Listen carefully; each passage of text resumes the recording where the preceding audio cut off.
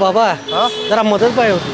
काय जरा पैसे संपलेत माझ्याकडे, जरा घरी सोडतो. पैसे नसल्यावर कसं घरी सोडायचं? वारकरी दिसताय, चला सोडतो तुम्हाला. बघा किती वारी म्हणायची.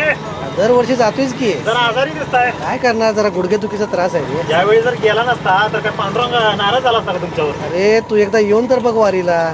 दरवर्षी माझ्यासोबत येशील. देह विठ्ठल हृदय विठ्ठल, पंढरी विठ्ठल श्रीहरी विठ्ठल, उमगले घेता नाममुखी अंतरी विठ्ठल चराचरी विठ्ठल. मी होतो की वारी. तरीच म्हणतोय तुला कुठेतरी बघितल्यासारखं वाटतंय, पण लक्षात येईना रे. अहो मी मंदिरात नव्हतो.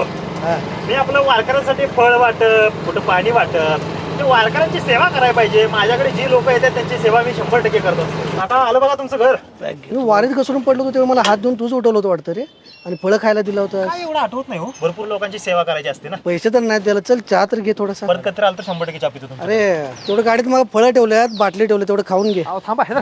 ज्या गोष्टी तुम्हाला मी वारीत देतोय त्याच गोष्टी तुम्ही मला देऊन चाललाय. हे ना, पुढच्या वारीत नक्की भेटू.